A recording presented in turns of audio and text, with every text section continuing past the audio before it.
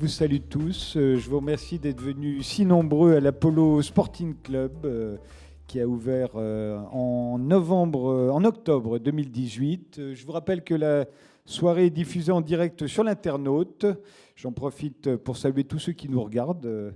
Et je donne tout de suite la parole à Michel-Édouard Leclerc qui va vous rappeler ce que sont les éclaireurs, dont c'est la 9e édition et dont la règle est la suivante: pas de langue de bois, on n'est pas à la télé. Les éclaireurs, c'est un truc sympa, c'est convivial. C'est pas le énième débat sur la vie culturelle, c'est juste une rencontre. On a de bonnes équipes de libraires, on a dans les espaces culturels des gens passionnés. Donc on veut aussi avoir une caisse de résonance pour magnifier leur travail.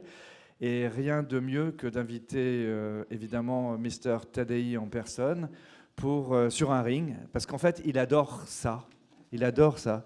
Et donc c'est un débat, mais ça peut être aussi une confrontation. On en a eu beaucoup sur plein de sujets, sur les formats courts. Est-ce que ça impacte la littérature ? Je ne vais pas refaire tout ce qui est disponible aujourd'hui sur l'internaute, à qui je fais un petit peu de publicité. Mais voilà, nous avons des invités de marque. Vous allez voir, il y a même des Bretons. Donc je laisse Frédéric nous présenter ce ring. Alors ce soir, vous l'avez compris, c'est sur les rapports entre le sport et la culture. Le titre, c'est Sport et culture, je t'aime moi non plus, avec un point d'interrogation. Alors nous avons autour de nous ce soir Guillaume Martin, diplômé d'un master en philosophie de l'Université de Nanterre et coureur cycliste professionnel. Il a fait son premier Tour de France en 2017, tout en écrivant une chronique pour le quotidien Le Monde. En 2018, vous avez terminé 21e au classement général. Cette année, vous étiez 12e. Vous êtes également l'auteur d'un livre, Socrate à vélo, le Tour de France des philosophes, paru chez Grasset, et d'une pièce de théâtre, Platon versus Platoche, dont on peut voir la captation intégrale sur YouTube. À côté, Maria Ribeiro Tavares, elle aussi c'est une sportive de haut niveau, plusieurs fois championne de France de saut à la perche. Elle a fait les Jeux Olympiques dans l'équipe du Portugal en 2012 et en 2016. Vous dirigez Perfeo, une société qui accompagne les sportifs de haut niveau et organise des événements pour sortir le sport des stades. Arnaud Jamin, non, il est là Arnaud. Arnaud est journaliste, programmateur de l'émission L'œil du tigre sur France Inter, une émission culturelle hebdomadaire sur le sport et son histoire. Vous êtes également l'auteur d'un premier roman, Le Caprice Hingis, qui vient de paraître aux éditions Salto, sur une finale de tennis entre Martina Hingis et Steffi Graf. Jean-Philippe Bouchard, vous avez été journaliste sportif, directeur éditorial à l'Équipe en particulier. Vous avez publié une 30aine de livres sur le sport, surtout sur le football.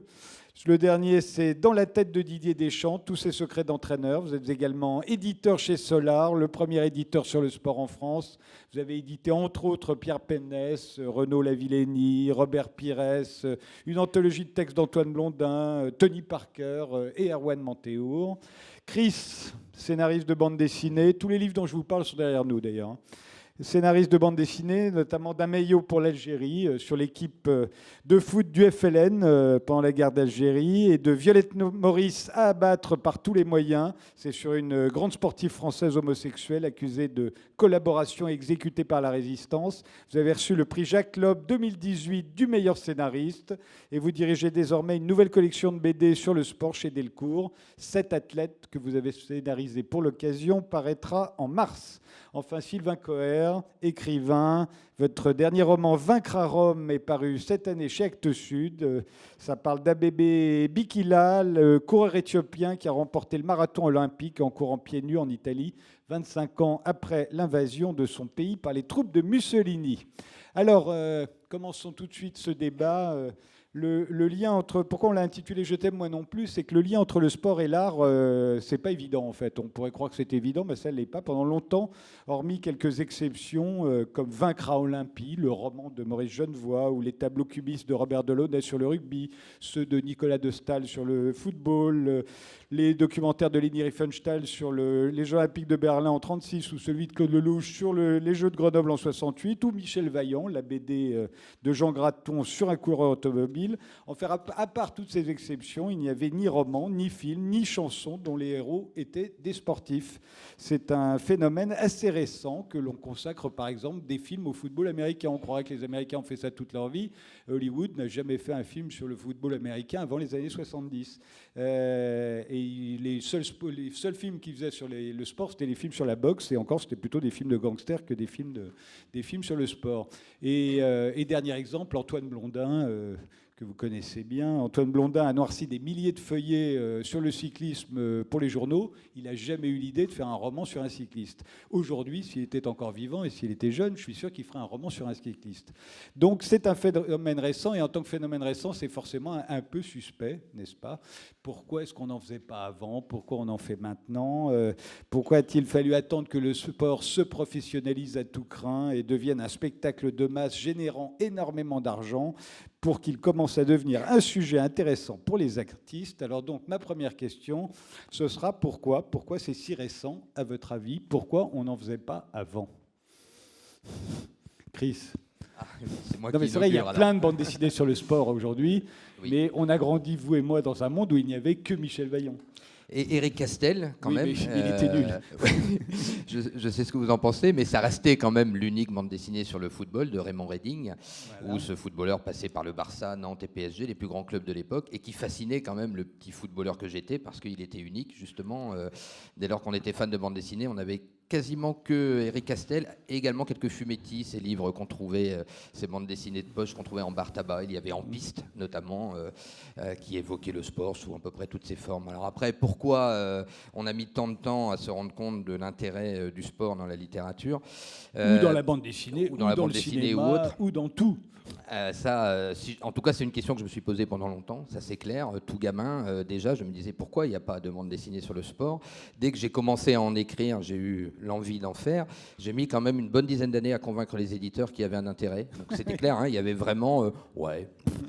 il a vraiment fallu que je trouve cette histoire vraie, qui est une histoire assez formidable à raconter, pour qu'on me laisse finalement faire mon album. Et encore, j'ai profité qu'il lançait une collection qui s'appelait 7 à l'époque, où à la façon des 7 samouraïs, on me demandait d'écrire une histoire de 7 personnages. Et j'ai dit, ok, d'accord, mais je veux faire une histoire de sport. Donc évidemment de football avec moi, sauf qu'une équipe de foot, c'est pas 7, c'est 11. Donc finalement, j'ai fait autre chose dans cette collection-là. Mais on peut remarquer quand même qu'on a commencé à aborder le sport, souvent par le biais du genre. Vous avez parlé des films de gangsters qui évoquent la boxe ou vice-versa. On se rend compte que quand même, c'est un peu justement ces sous-genres ou ces littératures de gare ou autres qui ont abordé le sport par le biais du polar, de la science-fiction. Bilal avait fait par exemple un album de science-fiction sur un sport futuriste, un peu à la rollerball. Peut-être que c'était justement, il y avait cette déconsidération du sport dans la culture en général, en disant que c'est trop populaire pour aborder, on va dire, les arts avec un grand A majuscule. Ouais, il y avait d'autres sujets, comme la guerre, c'est populaire aussi. Ouais, enfin, ça peut être un art, vous me direz. Mais en tout cas, voilà, c'est une question que je me suis posée pendant longtemps aussi. Ouais. Oui. Peut-être qu'on a aussi beaucoup accès aux archives maintenant. Donc on a beaucoup de supports d'archives. Vous parlez de YouTube tout à l'heure.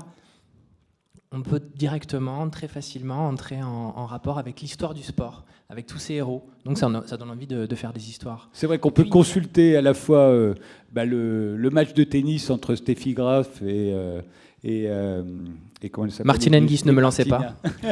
Et Martine Hingis, on peut le revoir et le revoir. C'est vrai que c'était moins pratique. Oui, ça peut servir. Maria? Moi, je pense que le grand public a toujours une image du sportif physique, qui n'a pas de cerveau. Et là, ils se sont rendus compte que les sportifs avaient un cerveau. Et que donc, on peut diversifier ce même sportif. Et donc, ça donne des belles choses comme des livres, des films, etc. Je me retrouve assez dans cette analyse. Et effectivement, je pense que pourquoi on ne faisait pas d'art sur le sport auparavant, peut-être parce qu'on considérait que le sport n'avait pas droit de citer dans cet univers-là. Effectivement, c'était une chose bassement corporelle et qui ne méritait pas d'atteindre le niveau de l'art. Et puis voilà, peut-être ces dernières décennies, le sport a atteint une certaine noblesse, a gagné en tout cas ses galons. Et donc, on commence à découvrir que c'est un sujet intéressant et qui mérite d'être mis en lumière par des artistes. Jean-Philippe? Moi, je pense qu'il y a une réponse assez simple, c'est la télé. C'est-à-dire que depuis 30 ans, le sport est passé en audience de masse à la télévision. Il s'est mis à être vu par des millions de gens en même temps. Ça a créé une culture populaire, ça a créé des souvenirs communs. Et tout le monde est vivant le même spectacle en même temps. Les sportifs qui étaient des héros des journaux, le sport a été quand même promu par les journaux au départ. C'était pour pouvoir raconter une actualité mouvante tous les jours. D'un seul coup, c'est devenu en direct à la télévision. Il y a eu des images. Et ça, c'est assez récent. Et j'étais ce midi avec Christian Prudhomme, qui est le patron du Tour de France, ancien journaliste. Et il a une formule qui est assez vraie. C'est qu'il dit les idoles de notre jeunesse sont nos idoles pour toujours. C'est une belle formule. Et elle marche bien parce qu'effectivement, ça fait 30-40 ans que le sport est à la télé. Et maintenant, les gens qui ont grandi petits, qui ont vu des choses qui les ont marqués petits, typiquement Arnaud avec Martina Hingis, et il a fantasmé sur Martina pendant très longtemps, sur le jeu de Martina, pardon. et voilà, 15 ans après, ça donne un livre. Je ne sais pas si on peut dire d'ailleurs qu'il n'y avait pas une préoccupation du monde culturel sur le sport, parce que si on regarde historiquement, par exemple, un des grands sujets de l'Antiquité pour la sculpture, pour la représentation, c'est quand même le sport. Mais c'est vrai que c'est l'haltérophile, etc. Et si on regarde même 17e, 18e, et notamment la peinture anglaise, les sports équestres sont magnifiés. Mais c'est à chaque fois pour des raisons différentes. Et c'est vrai que c'est à partir du moment où le sport devient une culture populaire, mélange de sport et de loisirs, de représentation sociale, et du coup ça donne... ça élargit le champ de la narration. On n'est plus dans l'élitisme d'un esthétique sociale. La course équestre, chez Anna Karénine, son amant se viande, tombe de cheval, et c'est quand même 10 pages de la littérature russe principale. Tu vois, si on regarde en pointillisme comme ça, le sport vient quand même assez souvent. Ouais. Oui. Sylvain ? Moi, je suis assez d'accord avec le fait que la visibilité médiatique, c'est-à-dire que si on regarde par exemple les Jeux Olympiques 1960, c'est les premiers Jeux en mondovision. En 64, il y a déjà des sponsors et il y a une énergie qui est mise, financière aussi, pour faire que des sports qui avant étaient des sports soit régionaux, par exemple il y a plein de pays pour qui le foot n'a aucun intérêt, et d'un seul coup on le mondialise, on le répand et on en fait une image qui est facilement communicable. Si on avait eu des images Panini sur les personnages de Victor Hugo, peut-être qu'il y aurait quelque chose aussi qui lui donnerait un côté populaire. Mais le sport a réussi cette chose-là, qui est de véhiculer la plupart des sports, même s'il y a des sports qui sont un peu dominants sur d'autres, faire que n'importe qui devant son téléviseur se sent impliqué sur un sport qui finalement, vers lequel il n'aurait pas été naturellement, quoi. Il faut se souvenir qu'au moment de l'inauguration des Jeux Olympiques de Grenoble en 68, le général de Gaulle est président de la République et il ne va pas à l'inauguration parce qu'il a l'enterrement d'un prélat. Je ne sais plus, c'est l'évêque de je ne sais plus quoi. Et il envoie un mot aux organisateurs, je suis désolé, je ne pourrais pas être parmi vous parce qu'il y a l'enterrement de monsieur machin. On imagine aujourd'hui aux Jeux Olympiques de Paris prochain, imaginez que le président de la République ne va pas être là parce qu'il y a un enterrement, vous voyez. Et on voit bien que ça veut dire que les artistes n'étaient pas les seuls à s'en foutre totalement du sport. Je veux dire, à l'époque, les politiques aussi s'en foutaient complètement.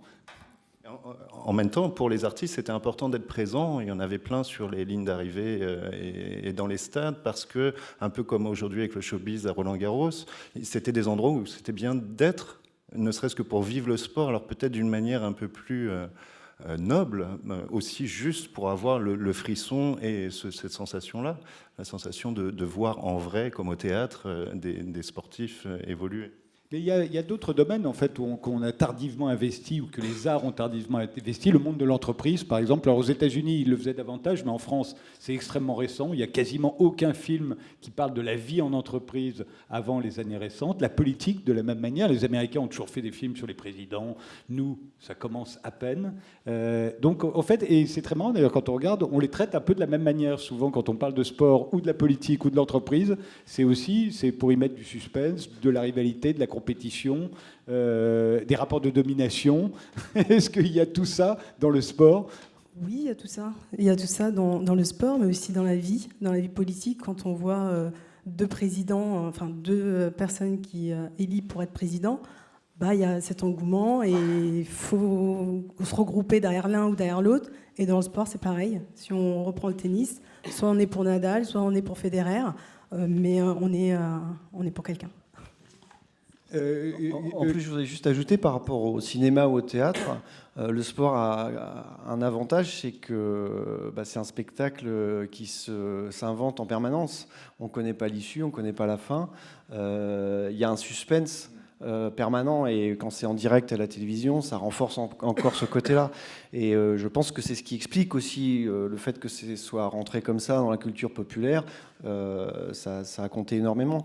Parce que auparavant, il y a quand même des gens qui se sont intéressés au sport et qui ont été fascinés par la geste ou le geste sportif. Mais c'était des passionnés. On ne va pas citer Leni Riefenstahl, mais c'était quand même une grande cinéaste, quoi qu'il en soit. Et puis on a eu Nicolas de Staël qui a peint les footballeurs. C'est quand même des tableaux qui doivent valoir assez cher aujourd'hui, je pense. Ouais.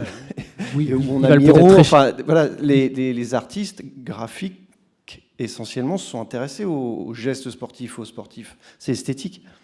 Un film super, Les chariots de feu, vous vous rappelez? Ouais, mais ça, c'est les années 80, là, ça commence. Et jusque-là, c'est les exceptions. Nicolas de Staël, c'est un petit peu avant, quand même. Nicolas de Staël, c'est l'exception, avec Robert Delaunay pour le rugby. Mais oui, Guillaume. Mais c'est peut-être aussi parce que le sport, justement, est très... il renferme les mêmes caractéristiques que l'art. Enfin, un film, le Tour de France, c'est comme un film, c'est comme une série. Donc, pourquoi faire un film de quelque chose qui est déjà un film? Ça n'a pas de sens, c'est déjà vu comme de l'art, ça draine les mêmes émotions, en fait. Mais c'est très marrant parce que le seul film à présent sur le Tour de France, c'est quand même drôle que le seul film, ce soit un film américain. Et on se dit... Et du coup, ils sont mauvais aussi, les films. Souvent, les films sur le sport ou les autres œuvres artistiques sur le sport, c'est rare que ce soit de qualité parce qu'on a l'impression un peu... c'est en moins bien. Je pense que c'est la même chose en moins bien. Ouais. Je pense au film de Clint Eastwood sur le rugby, Invictus. Il y a certainement des fans et des moins fans. Mais Steve McQueen, 24 heures du Mans. Mais je trouve que on revit pas la même chose que. Alors le film peut être bien par ailleurs pour d'autres raisons, mais sur les scènes d'action sportive, le vélo par exemple, c'est tout à fait ridicule quand on voit un film sur le vélo. Enfin, quand on connaît un petit peu le vélo en tout cas. Alors, je pense qu'il n'y a que la boxe qui s'en tire. La boxe est extrêmement cinégénique et très bien filmée, mais c'est vrai que pour l'instant c'est un mystère.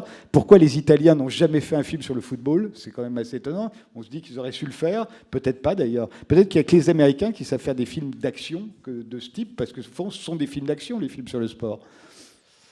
Oui, mais je trouve que rares sont les bons films sur le sport. Ouais. Il y a les triplettes de Belleville quand même sur le vélo. Ouais, mais peut-être que justement on y arrive parce que c'est par le biais du dessin, de l'animation. Un film. C'est impossible d'imaginer les triplettes de Belleville en film réel. Ouais. Je pense qu'on dit que ces films ne sont pas de bonne qualité parce que nous, on connaît les coulisses.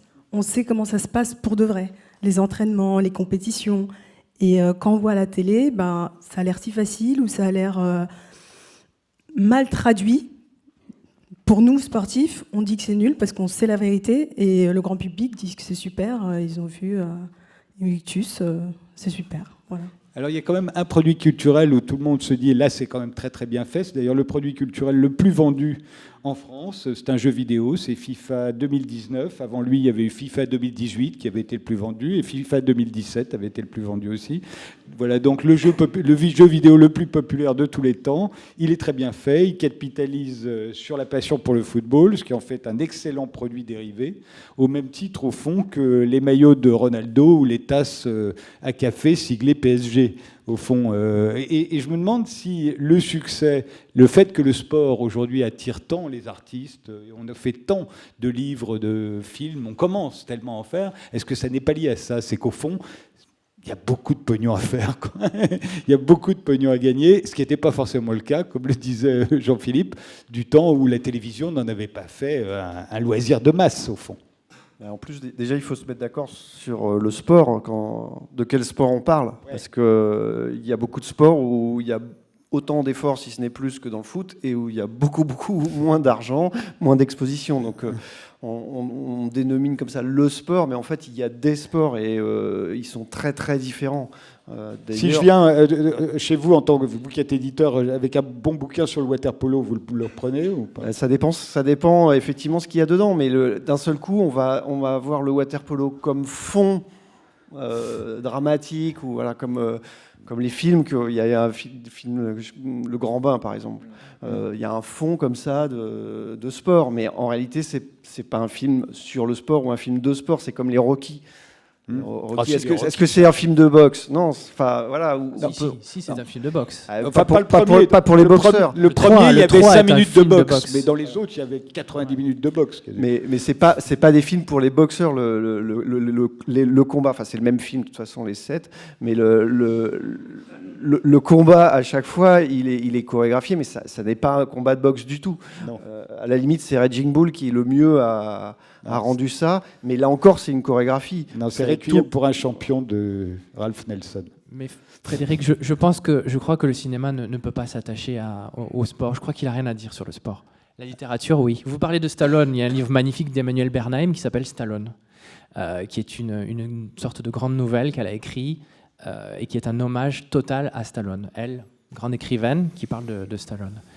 Mais je voulais aussi rebondir sur FIFA. FIFA, c'est très intéressant parce qu'il est à la croisée de tous les chemins dont on parle ce soir. FIFA, c'est un jeu vidéo, mais beaucoup, et de plus en plus, considèrent que le jeu vidéo est un sport. On va voir les gens jouer aux jeux vidéo. En plus d'une culture, le Paris Saint-Germain vient d'ouvrir une équipe, enfin même il y a 2 ans, 3 ans, vient d'ouvrir une équipe de e-sport, de sport électronique. Et tous les clubs français rentrent dans la cadence et dans la danse. Donc c'est un vrai phénomène, effectivement. Et les sportifs eux-mêmes, footballeurs, jouent à FIFA.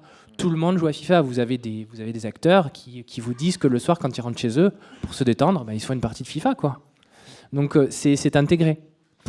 Pour le grand public, FIFA, c'est de se mettre dans la peau d'un joueur. Moi, si je peux être Cristiano Ronaldo pendant 10 minutes, un quart d'heure, et au final, ça a duré 10 heures, je suis heureuse. Voilà. Et donc, pour la plupart, c'est juste un rêve qui devient réalité, finalement. Mais vous avez la mise en place d'une stratégie, vous avez la mise en place d'équipes, comme dans le sport. Et vous avez un effort physique, un effort de concentration qui est un effort. C'est un peu la même problématique avec les échecs. Il y a surtout la compétition, parce que c'est une des données du sport, c'est que c'est une compétition. C'est un spectacle, un effort physique et une compétition. Donc dans FIFA, l'effort physique peut-être, mais il y a au moins la notion de spectacle et de compétition. Je crois qu'ils sont vraiment entraînés. Il y a maintenant des équipes. Dans les équipes pro, il y a quand même quelques obèses. Donc, voilà, quelques obèses. Donc, on est plus proche du curling que de l'athlétisme. Quand même. Ouais, mais ça peut être un autre type d'entraînement sur la sagacité, la dextérité des doigts. Mais dans le sumo aussi, donc ça dépend. C'est le cas pour le Vendée Globe Challenge, qui est aussi suivi énormément sur les ordinateurs et qui est suivi jusque dans les écoles par des classes, pour des valeurs qui sont uniquement stratégiques, de positionnement et technique, et pas forcément pour ressentir ce que c'est que d'être sur un bateau au milieu des 40e rugissants, mais pour pouvoir élaborer des tactiques et finalement partager peut-être la part la moins visible du sport à la télévision.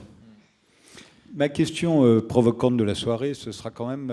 est-ce que quand on fait un livre sur le sport, un roman, un film, et quel que soit le sport, j'ai dit sur le port, oui, balance ton sport.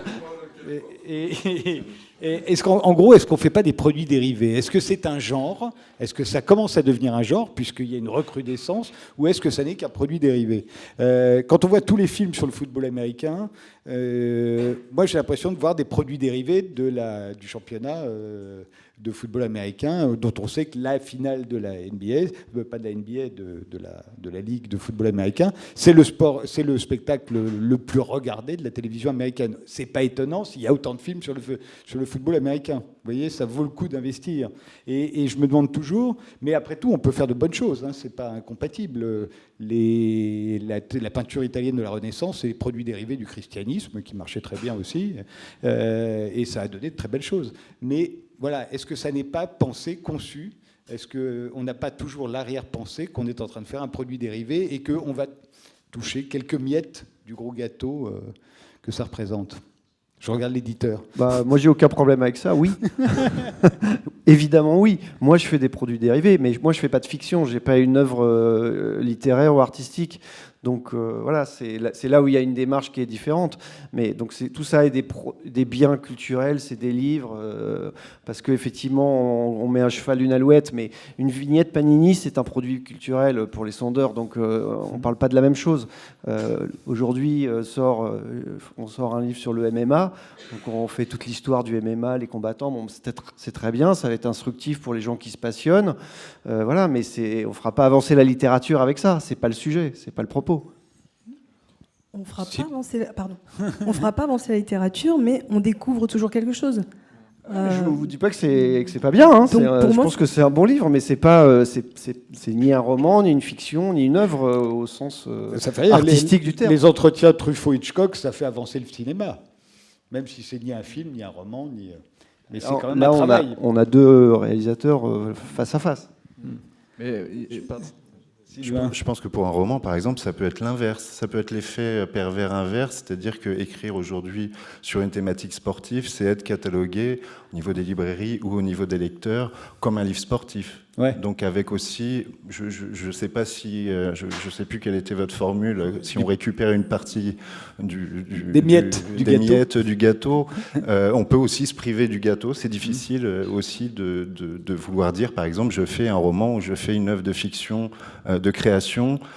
Il y a un thème ou un fond où carrément le sport est le centre de cette chose-là, et dire c'est aussi un travail de création. Oui, au fond, on le paye par l'étiquette culture au rabais. Au fond, c'est vu comme de la culture au rabais par plein de gens, et notamment par les critiques, par les c'est ce qui a par changé milieu. quand même. Ça c'est vraiment ce qui a changé. Je pense qu'on écrit avant tout pour retrouver une émotion. Quand le sport, quand on parle de FIFA, pourquoi FIFA marche si bien? Parce qu'effectivement, on entre en empathie, on devient les joueurs devant lesquels éventuellement on a rêvé. Quand on écrit, je ne sais pas comment sont nées les vocations ou les œuvres de chacun autour de cette table, mais le premier match de Coupe du Monde que j'ai vu quand j'étais gamin, c'était le fameux Algérie-Allemagne de 1982, où l'Algérie participe à sa première Coupe du Monde et bat l'Allemagne, la terrible Allemagne, qui allait nous battre en plus tard, en faisant 2 buts, d'ailleurs comme des jeux vidéo. Hein. Voilà, quand on les regarde encore aujourd'hui, c'est paf, paf, paf, paf, et hop, salut, merci les Allemands. Et ce match-là, je l'ai regardé dans le quartier où j'habitais, qui s'appelait le Petit Paris, et qui était, comme son nom l'indique, très métissé et donc peuplé notamment d'Algériens. Je pense que ce jour-là, moi j'étais algérien, aucun problème. Hein. Je pouvais être breton jusqu'au bout des ongles. Ce jour-là, j'étais algérien. Et quand je suis tombé sur cette histoire-là, je me suis rendu compte que Rachid Mekloufi, qui est le capitaine de cette équipe du FLN, était aussi le directeur sportif de cette équipe d'Algérie de 1982. Et que si elle jouait comme ça, comme dans un jeu vidéo, c'est que dès 1958, il fallait qu'il joue comme ça sur le terrain pour être beau, pour attirer du monde, pour faire parler d'eux et donc faire parler du conflit algérien. Donc quand on veut raconter une histoire comme ça, nous aujourd'hui, on cherche finalement à retrouver toutes ces émotions que ces sportifs nous ont fait naître. Donc on est très loin du produit dérivé, on est dans une sorte de nostalgie peut-être, mais surtout dans un côté passeur. Voilà, on prend une histoire qui nous a tellement touchés en disant il faut absolument que vous connaissiez cette histoire-là, ces sportifs, l'émotion qu'ils nous ont fait vivre. Alors bien sûr, comme ça marche, oui, il va y avoir Ibrahimovic en BD, il va y avoir peut-être Maria en bande dessinée bientôt, on va savoir, ou Guillaume en bande dessinée peut-être. Et là, c'est plus un produit, ça c'est inhérent. Il n'y a pas que des grandes œuvres au cinéma ou en littérature non plus, mais je pense que non, il y a un vrai rapport aux auteurs aujourd'hui qui est vraiment de s'intéresser au sport dans l'émotion qu'il fait naître, dans sa gestuelle, dans énormément de choses, de le passer vers le grand public. Et aujourd'hui, il n'y a plus de critique pour dire c'est du sport, je te fous rayon sport, et puis j'en parle pas comme de la littérature. Ou alors il est très ringardisé, je sais pas ce que tu en penses Arnaud notamment, mais on n'a plus en fait ce regard un peu condescendant. Quoi. Il suffit de voir les sélections. Je crois que le livre de Valentine Gobi, Muren, a été présélectionné pour un prix très important. Qui s'appelle le prix Landerneau. Voilà, ouais. Bravo, formidable. C'était répété. Non, mais je crois qu'on est en train de raconter une bonne nouvelle, c'est-à-dire l'invention d'un genre culturel. Hein, la littérature sportive ou l'art, moi j'aurais tendance à dire que c'est quand même la littérature sportive, parce que ou la BD qui peut s'en rapprocher bien entendu, mais au niveau, on en parlait tout à l'heure, du cinéma ou même du théâtre avec peut-être des essais, Et de la peinture, c'est un peu plus restreint. Donc il y a quand même l'invention, et ça répond peut-être Dans à l'art votre contemporain, ça commence. Hein. Alors dans l'art contemporain, oui. Il y a des partenariats, Oui, du voilà. sponsoring. Encore une fois, une sorte de gros sou, peut-être. Mais je me posais la question en ce qui concerne Guillaume Martin, puisque j'ai lu Socrate à vélo, et je me suis dit, si vous l'aviez appelé Socrate tout court, est-ce que vous n'en auriez pas vendu plus, enfin, est-ce que vous n'auriez pas intéressé plus de monde, au fond? En l'appelant Socrate à vélo, et en rappelant par la même occasion que vous êtes cycliste professionnel, ça donne un côté original. Je suis sûr qu'on a envie de parler de vous dans les médias. On se dit, voilà, un cycliste professionnel qui a un master en philo et qui écrit des livres, il n'y en a pas beaucoup, donc vous êtes intéressant. Mais au fond, en écrivant Socrate à vélo, est-ce que vous ne coupez pas de ceux qui s'intéressent à la philo et en mettant Socrate devant le mot vélo, est-ce que vous ne vous coupez pas de ceux qui s'intéressent au vélo, quoi? Oui, c'est sûr que c'était le risque, mais moi j'ai fait le pari inverse, c'était d'essayer au contraire de réunir les deux univers. Donc oui, forcément, quand je me rappelle d'une discussion avec une bibliothécaire qui me disait qu'elle avait essayé de monter un événement sur sport et littérature, quelque chose comme ça, et ça n'avait pas du tout marché parce qu'effectivement le public sportif avait peur de la littérature et les gens très littéraires disaient non, le sport, ça vaut pas le coup.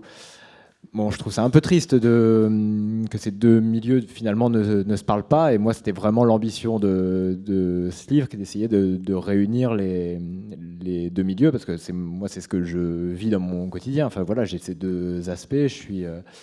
J'ai à la fois un master de philosophie et maintenant, je suis surtout occupé à être coureur cycliste. Et voilà, je montre qu'on peut faire les deux. Oui, Maria. Moi, je pense que ça donne une ouverture à la jeunesse. Voilà, moi qui n'aimais pas lire, qui n'aimais pas trop l'école, de lire un livre sur un sportif que j'admire et que je veux connaître les moindres détails, ça peut être une ouverture pour pas mal de sportifs, pas mal de jeunes qui aiment le sport. Donc la littérature revient en avant. Je me souviens c'était en 82, je crois, quand Yannick Noah a gagné Roland-Garros, c'est 82, non? C'est 83. Et dans une interview, Yannick Noah avait parlé il disait qu'il lisait Cioran. Et Cioran, c'était un philosophe totalement inconnu à l'époque. Il devait avoir 3000 lecteurs en France, dont moi. Et on adorait Cioran. Et tout à coup, Yannick Noah dit, je lis Cioran, et il se trouve qu'il avait créé des syllogismes de l'amertume, c'est-à-dire des petits trucs en 2 lignes. Il a écrit des très gros livres aussi, mais aussi beaucoup de trucs en 2 lignes. Et Yannick Noah avait fait de la pub pour ce livre-là, qui s'est arraché en librairie le lendemain. Et vous ne pouvez pas savoir, la carrière de Cioran, on s'en est trouvé totalement changé, mais en bien, en très très bien. C'est-à-dire que les gens ont adoré les syllogismes de Cioran, qui étaient magnifiquement bien écrits. Et tout à coup, là, il y a eu 2 mondes qui sont véritablement... Parce qu'il y a aussi un stéréotype, quoi. À partir du moment, c'était très politique. Tu vas beaucoup sur la marchandise. D'ailleurs, c'est très drôle. C'est moi qui suis censé être le marchand, et c'est toi qui parles d'argent et de mercantilisation. Par rapport au sportif, tu as un enfant. Ouais. Mais en faisant le prochain Tour de France, puisque maintenant on est partenaire du Tour de France, j'amènerai Socrate avec moi pour te suivre.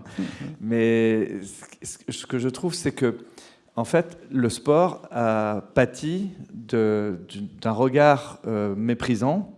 Les personnalités du sport n'ont jamais été valorisées dans le cyclisme, quand on parlait de Poulidor, quand on parlait d'Anquetil. En plus, outre qu'ils s'auto-caricaturaient souvent, mais on n'allait pas chercher chez eux des personnalités. On s'arrêtait à des expressions premières. Par définition, un type pas futé, on disait c'est un fouteux. Voilà. Et je pense que le fait que le sport soit devenu populaire avait suscité aussi une sorte de mépris des élites qui ne voyaient dans le sport, qui n'exaltaient le sport quand il y avait des valeurs viriles, des valeurs guerrières. C'est d'ailleurs une société de mecs, beaucoup. Et au fait, aujourd'hui, on découvre que le sport est un territoire d'expression de personnalités formidables.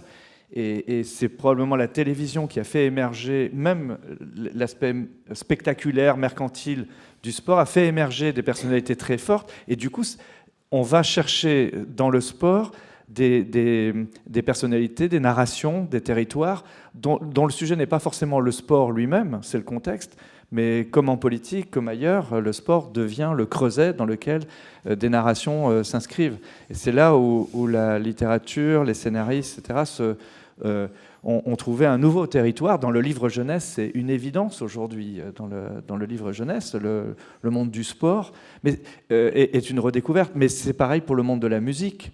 À part quelques grands livres de littérature dite classique, c'est aujourd'hui qu'on s'intéresse aux rockers, qu'on s'intéresse... d'abord parce que le phénomène lui-même est récent, c'est Génération Tadei, Michel Édouard, mais c'est quand même, vous voyez, on confond un peu. Il y a le sport, le film sur le sport, qui est un film sur le spectacle, mais il y a le sport comme creuset d'intelligence, de narration, de personnalité, qui peut nourrir la littérature.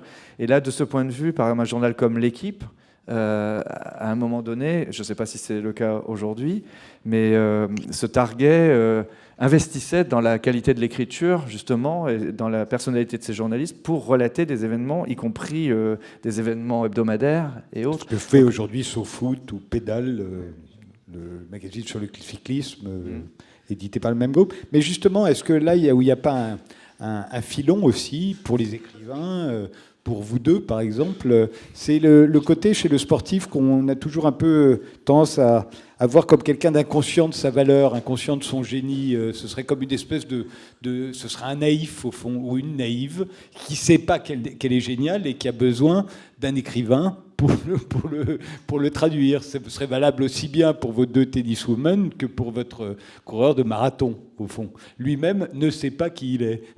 Je pense que vous avez absolument raison. C'est pour rebondir sur ce que vous disiez, un sportif, on a une très très mauvaise image de lui. Et parfois, il n'est pas capable de l'exprimer.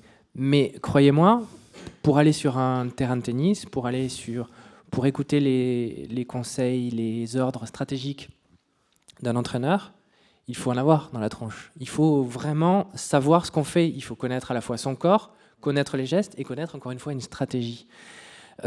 Pour le cas de mon livre, rapidement, il ne s'agissait pas du tout de faire l'éloge de deux joueuses, mais bien d'une, donc Martina Hingis, que j'ai voulu placer sur la même ligne que les dieux ou les déesses. Je crois que dans ces gestes, c'est une poésie en mouvement. Quand Rimbaud, dans un poème comme Génie, parle de la célérité, de la perfection, de la forme et de l'action, ça s'adresse complètement à elle, ça paraît évident. Justement, par un travail sur les archives et sur Internet, j'ai pu revisionner un match. Il était évident de vouloir en faire un texte, sans en faire une intellectuelle. L'idée, c'est pas du tout d'en faire une intellectuelle, intégrée à un système, mais de remarquer qu'elle avait un style et que beaucoup de sportifs ont un style. Et ce qui est bien intéressant dans ce domaine-là, ce sont les exceptions. Est-ce que c'est pas la même chose quand vous faites le portrait du vainqueur du marathon en 1960. C'est ce que j'étais en train de penser, c'est vraiment exactement la même chose. Moi, je me suis attaqué à un mythe, une légende, à Bébé Bikila, premier champion olympique d'Afrique, courant pieds nus. Enfin, on est vraiment dans la construction de la légende de l'homme capable de courir du lever du soleil au coucher du soleil. Donc forcément, le personnage légendaire, mais comme un personnage de tragédie aussi, comme une grande figure de l'humanité. Mais je voulais revenir aussi sur le fait que pendant des années, on a eu des sportifs qui étaient principalement, enfin en tout cas beaucoup dans l'athlétisme, des militaires. C'est-à-dire que l'argent dans le sport a amené de l'entraînement, enfin des entraîneurs professionnels, à professionnaliser aussi des activités et à amener aussi des éléments de langage et à amener une culture autour de ces pratiques-là. Donc c'est pas étonnant si aujourd'hui on a de la part de sportifs des gens qui sont des gens de la société civile et avec aussi des éléments culturels qui sont de plus en plus forts. Et l'autre, enfin voilà.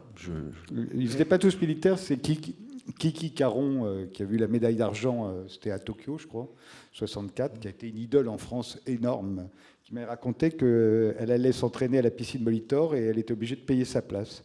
Oui. Elle payait son entrée et en plus elle avait droit juste à un petit couloir parce qu'il y avait des gens qui nageaient et qu'elle ne pouvait pas les déranger.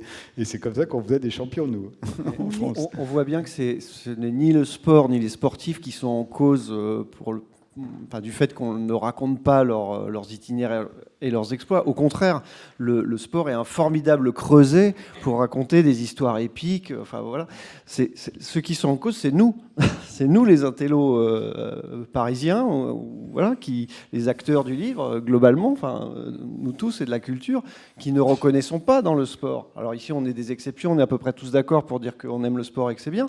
Mais la plupart du temps, c'est quand même quelque chose qui est Burke. Hein, c'est quand même, mais beaucoup moins aujourd'hui. Moins parce que maintenant il y a un phénomène massif et il y a beaucoup d'argent, donc les gens respectent l'argent un petit peu quand même et le poids que ça peut peser. Et le succès. Quand la France gagne la Coupe du Monde de football, d'un seul coup, moi au sein de mon groupe, d'un seul coup, il suffit de regarder d'ailleurs. Bien, mais sinon, personne ne sait ce que je fais dans mon étage, par exemple. 98, ça a été un vrai tournant. Le fait que la France soit championne 98, du monde de moi je l'ai vécu en direct, ça a changé effectivement beaucoup de choses. Comme dit Lisa Razou, on est tous devenus très beaux.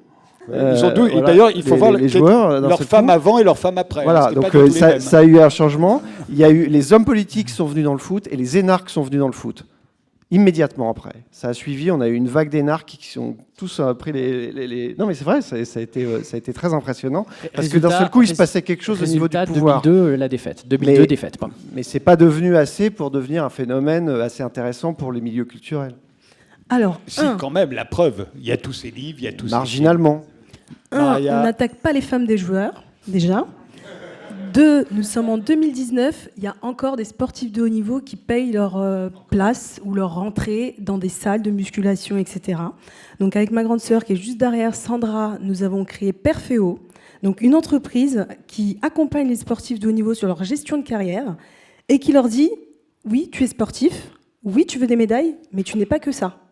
Et tu as beaucoup d'autres capacités que tu dois développer le plus rapidement possible. » Parce que si demain tout s'arrête dû à une blessure, le sportif, on ne le reconnaît plus. Donc, on est vraiment là sur travailler sur ses compétences. On a une équipe, on a Madame Véronique Barré, qui est très impliquée dans tout ce qui est compétences des sportifs qui sont très demandés en entreprise. Donc, tout ça, notre boulot, c'est de leur dire « Tu es un champion, mais tu n'es pas que ça. » Et on va y arriver. En même temps, le sport, c'est vraiment culturel, hein, au sens propre du terme. C'est-à-dire que selon le pays, le milieu et l'époque où l'on est né, on va faire du baseball ou de la boxe ou du foot ou du water-polo. Ou du polo, d'ailleurs. Ça, c'est vraiment culturel en ce sens-là. Mais est-ce que c'est pour autant artistique ? Est-ce que vous avez l'impression que c'est artistique ? Parce qu'on le dit, on en abuse de ça. Quand on parle d'un but de Zidane, on en parle comme s'il était Picasso. Oui, mais il y a une esthétique du sport. Il y a une esthétique. Et qu'on découvre de la guerre aussi. Ça dépend des sports. Il y a aussi. Ça dépend des champions. C'est la même que l'esthétique de la guerre. Oui, c'est la même que l'esthétique. Mais la télévision, justement, a sublimé ça. Et la qualité de la retransmission, l'angle sur lequel on regarde. Avant, on prenait le peloton cycliste comme un objet. Aujourd'hui, la caméra regarde la roue, les rayons, la transpiration. Il y a une esthétique du sport, comme il y a d'ailleurs une esthétique aussi de la retransmission du concert, aussi bien dans la salle qu'à l'extérieur. C'est propre à la télévision qui a ça, on en a fait un sujet artistique, parce que c'est beau. Mais est-ce que c'est artistique à faire ? Est-ce que c'est créatif, au fond ? Est-ce que vous avez l'impression d'être créatif ? Je pense que ça dépend beaucoup de la qualité du sportif en lui-même. Enfin, tous les sportifs deviennent pas des œuvres d'art. Au contraire, il y en a très peu. C'est peut-être ceux qu'on appelle les champions. Et pour eux, effectivement, tout devient facile et eux, ils deviennent des œuvres d'art. Enfin, quand on voit Usain Bolt courir, c'est évidemment qu'il y a du travail derrière, énormément, mais on ne le voit pas, ce travail. On voit une facilité qui fait que cet être humain devient une œuvre d'art. Mais quand on voit, par exemple, là, il y avait les Jeux championnats du monde d'athlétisme à Doha, c'est le dernier vainqueur du 100 mètres, j'ai déjà oublié son nom d'ailleurs, c'était beaucoup plus laborieux. Enfin, pour moi, c'était assez quelconque. Donc pour moi, il n'y a que les champions qui atteignent ce niveau de l'esthétisme. Mais enfin, je sais pas, par exemple, moi je nage pas mal, je me posais pas trop la question de l'esthétisme. Je suis allé voir des tutos sur YouTube pour regarder des crawlers, et c'est extraordinaire, c'est magnifique. Et du coup, quand tu es dans la décomposition du geste, quand tu es dans l'accélération du geste, mais oui, mais c'est une source de création. Et je pense que de ce point de vue, un grand crawler, il sent ça sur son corps, il le restitue pas pour la foule puisqu'il est dans l'eau, mais pour lui. Enfin, il est dans le tunnel, il est dans. Ouais, je pense qu'il y a pourquoi ce domaine ne serait pas aussi producteur artistiquement que celui de la musique. Vous voyez, et puis regardez tous ces livres, en fait, de faux sportifs, mais quand même de sportifs, de Murakami jusqu'à Sylvain Tesson, par exemple, l'exaltation de la marche. C'est Socrate, pas à vélo, c'est Socrate à pied, enfin, sur le GR20. C'est une manière aussi d'utiliser ce creuset pour dire des choses sur la 16, sur la compétition. Non, pourquoi est-ce que ce ne serait pas et un genre, et un creuset, et l'occasion de belles histoires. L'art naïf, prenez le sport amateur, allez voir les footballeurs du dimanche, ils font de l'art dans leurs gestes, ou le tennis de table que je connais bien. De l'art brut. De l'art brut parfois, oui. Mais le tennis de table sur les gestes, sur la façon de prendre sa balle, il n'y a pas deux joueurs qui jouent pareil. Et j'étais fasciné tous les dimanches dans les gymnases de voir des types qui avaient des gestes impossibles. Et on essayait nous-mêmes de le reproduire parce qu'on voyait l'effet qu'ils mettaient. Comment il fait ça? Voilà. Oui, il y a vraiment une dimension artistique là-dedans. D'ailleurs, c'est souvent un sobriquet, mais pas toujours, en disant tiens, alors lui c'est un artiste. Allez, salut l'artiste quand on le regarde jouer, voilà. Et parfois c'est admiratif quand même. On regarde et dit tiens, lui c'est un artiste. Voilà, il a un geste. On parlait d'Hingis tout à l'heure. Moi, j'en ai vu au tennis de table avoir des gestes où on se lasserait pas de les regarder. Il y a une espèce de fluidité magnifique dedans, et on retrouve la même émotion qu'en regardant un beau tableau ou en vivant un beau film. Ouais.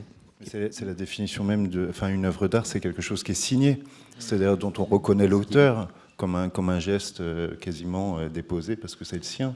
Donc je pense que certains sportifs ont une espèce de signature comme ça, corporelle, qui s'appelle le style. Voilà. Non seulement ils ont un style, mais surtout il y a des inventions pour répondre à votre question. Il y a des artistes sportifs qui inventent des gestes. Zidane invente une roulette, on la connaît, la roulette de Zidane, c'est une invention. Il y a un moment dans le temps historique où on apprend à sauter en hauteur, le Fosbury. Et même au niveau effectivement des mots, un sportif, il a un style. Mais si on veut extrapoler encore, et si on veut parler de grand art, le sport est aussi un sujet pour les artistes, un thème de pensée.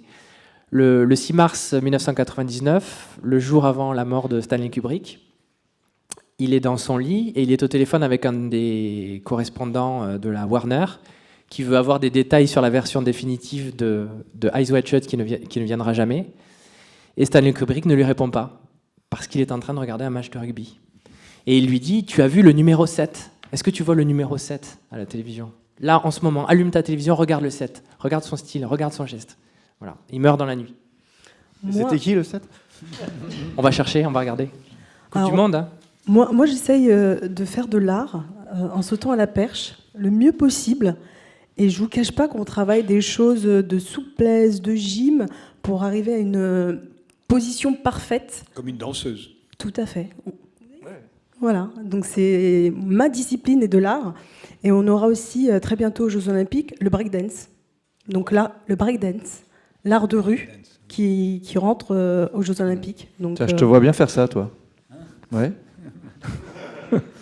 Le sport, comme la culture, ça fabrique de la mythologie, on est d'accord. Et très souvent, d'ailleurs, la façon dont l'art s'empare du sport, c'est souvent pour s'emparer des mythologies du sport qui préexistent déjà. L'art, pour l'instant, n'a pas tellement fabriqué, à part Rocky peut-être, pas fabriqué de mythologie en soi sur le sport. Le sport, en revanche, a fabriqué énormément de mythologie dont les écrivains, les cinéastes s'emparent ensuite. Mais est-ce que pour apprécier le sport ou pour en faire, il faut en connaître la mythologie? J'entends par là que Picasso, pour devenir Picasso, il faut qu'il ait vu avant les maîtres, les grands maîtres. Et il faut qu'il ait vu la peinture de Velázquez, il faut qu'il connaisse toutes les peintures pour pouvoir faire du Picasso. Je me demande si pour être Zidane, on a besoin d'avoir vu jouer Pelé. Non, je pense pas. Non, enfin, il y a tous Je suis les. sûr que vous n'avez jamais vu courir Jacques Anquetil, par exemple. Oui, enfin, il y a quelques images d'archives, effectivement, puisqu'il y a des Guy et archives Merckx. maintenant, mais non, enfin, j'ai pas grandi avec ça. Enfin, j'ai grandi avec les histoires d'Anquetil, mais pas avec la vision d'Anquetil roulant. Et je pense que c'est pas nécessaire. Il faut développer justement son propre style et pas Non, ça, c'est être en on pouvait pas dire vénération ça. devant des Si idoles. vous aviez dit à Picasso, il faut développer, mon petit gars, ne va pas dans les musées, développe juste ton propre style, vous auriez dit, mais comment je pourrais savoir que c'est mon propre style si je ne sais pas ce que les autres ont Il fait se serait avant moi? appelé Basquiat.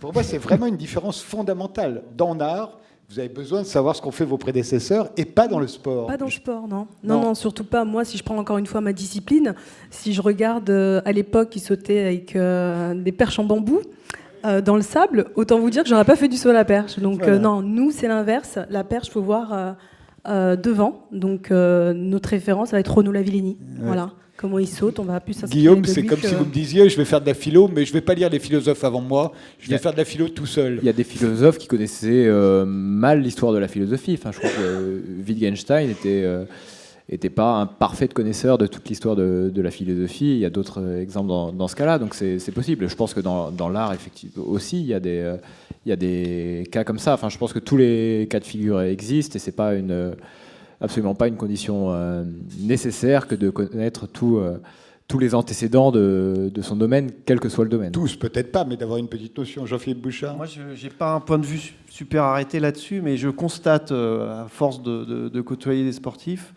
que pour certains d'entre eux, à partir du moment où ils prennent une dimension importante dans leur sport, ils se mettent à s'intéresser à l'histoire de leur sport. Voilà. Et au palmarès. Et au Et palmarès. alors le palmarès, Se confronter. souvent c'est très vite parce que ils veulent s'étalonner, mais parfois ils sont dans leur truc, ils sont dans leur sport, dans leur recherche de performance, et l'entraînement de l'après-midi est beaucoup plus important que de se pencher sur l'histoire de leur sport. Mais à partir d'un moment, quand ils ont atteint un certain niveau, et bien souvent c'est des médailles internationales ou olympiques, et une fois qu'ils sont là, ils commencent à vouloir s'inscrire dans l'histoire de leur sport et se positionner par rapport à une grande histoire. Et c'est plus en termes de performance que ça se mesure. Parce que les grands champions d'il y a 50 ans, évidemment, ils ne sautaient pas aussi haut qu'aujourd'hui, mais à leur époque, ils ont eu un impact important. Et cette recherche-là, bien souvent, c'est ce qui va faire que le type, on parlait de Renaud Lavillenie, ça a été exactement son cas, Renaud Lavillenie, mais j'étais hier avec Tony Parker, c'est pareil, il a commencé à s'intéresser vraiment à l'histoire ancienne du basket qu'il n'y a pas si longtemps, et on voit souvent ce phénomène, c'est-à-dire qu'à partir du moment où ils prennent une grande dimension dans leur sport, ils commencent à en chercher les racines et voir un peu d'où ça vient et comment ça s'est organisé. Il y a de très belles images de Paul Pogba à l'hôtel juste avant la demi-finale de la Coupe du Monde, la dernière Coupe du Monde, donc gagnée par l'équipe de France, où ils sont en train de regarder la finale ou la demi-finale de l'Euro 2000, gagnée évidemment par les Français. Et effectivement, on s'aperçoit qu'ils ne connaissent pas l'histoire de leur sport. Ils sont en train de regarder et ils prennent une claque. Ils font waouh. C'est marrant parce que moi j'ai l'impression, alors je peux me tromper, mais en revanche dans la boxe c'est différent. Et de tout temps, les grands boxeurs savaient comment était, même s'ils ne les avaient jamais vus combattre, on leur avait dit, on leur avait expliqué. Mohamed Ali par exemple, sait exactement comment se battaient tous ses prédécesseurs. Et il peut presque vous voulez mimer, vous voyez. Mais évidemment il ne peut pas combattre comme eux, ça n'est pas dans sa nature. Mais il le sait. Alors que je n'ai pas l'impression qu'un footballeur par exemple savait comment, est obligé de savoir, ou ni même s'intéresse à la façon dont les grands prédécesseurs marquaient des buts ou les arrêtaient. Oui, Qui mais sait comment Lev Yashin arrêtait les buts, alors qu'il était considéré comme le plus grand gardien de tous les temps. dans l'émergence de la vocation, il y a quand même des références. Je me souviens, quand il y avait un salon de l'enfance à la porte de Versailles. Il y avait des Mimoun, des Kili. Après, il y avait même quand Tabarly, il a suscité des vocations de beaucoup de marins. Et c'est sûr qu'aujourd'hui, Armel Lecléache navigue au plus près serré. Mais c'est quand même Tabarly qui a éveillé cette vocation-là, hein, tu vois.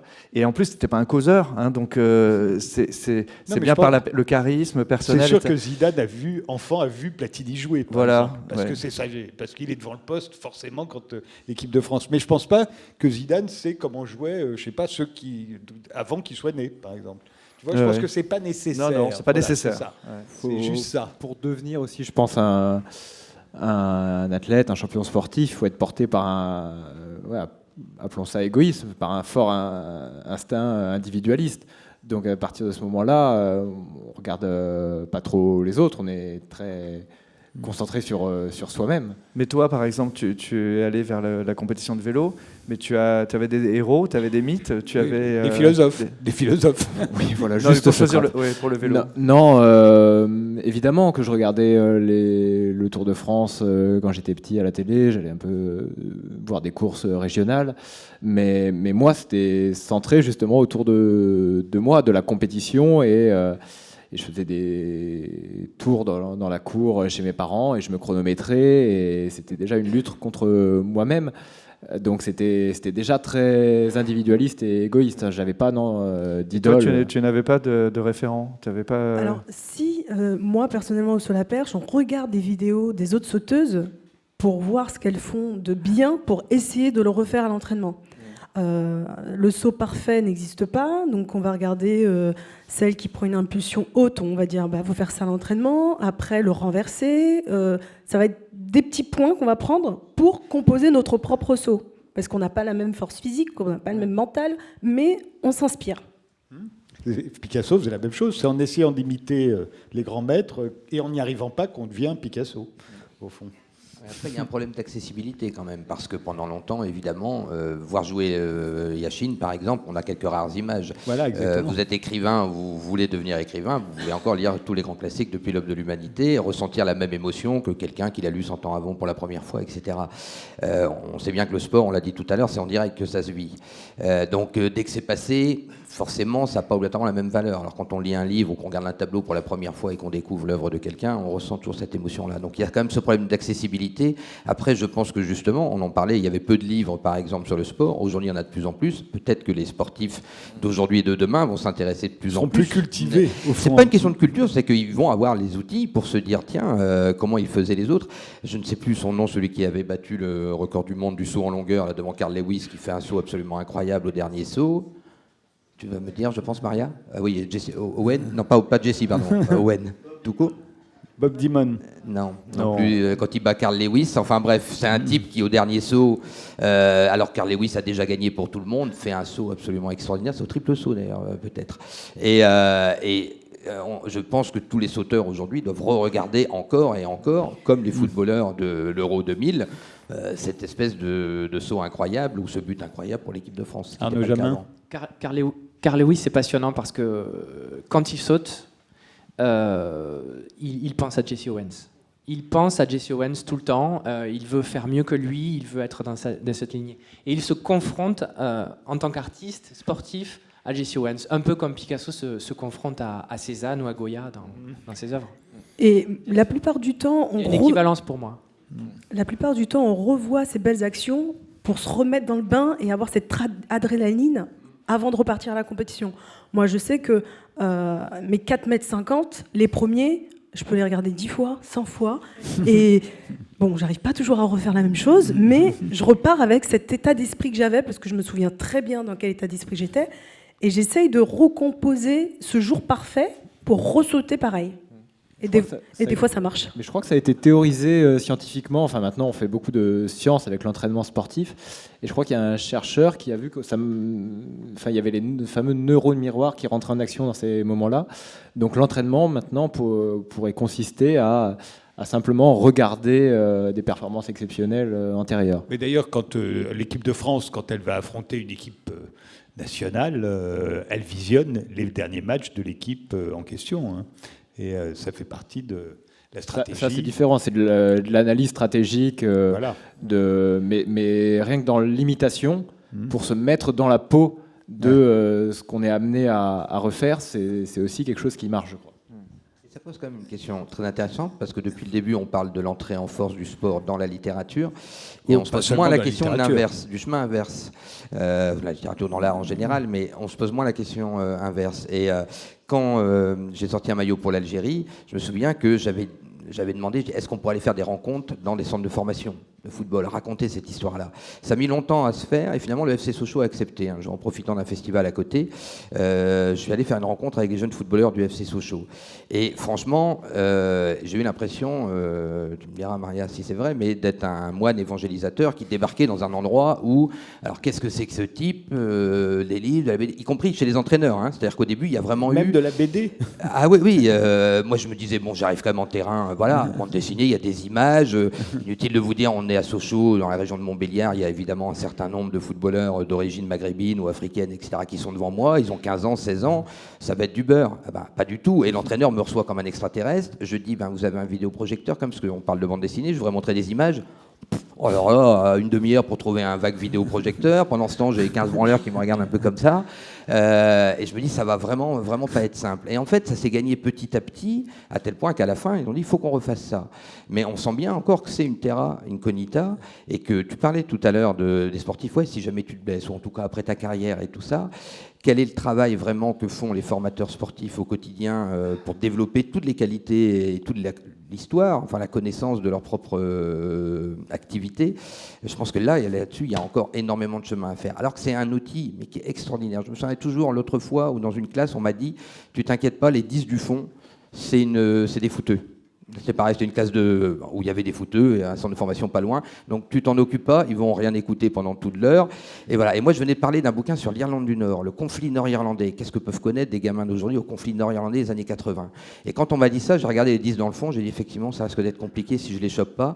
Et j'ai posé 2 questions. J'ai dit, vous connaissez le Celtic de Glasgow ? Ouais. Vous connaissez les Glasgow Rangers ? Ouais. Et à partir de là, j'ai raconté le conflit nord-irlandais à travers l'histoire du Celtic de Glasgow et des Glasgow Rangers.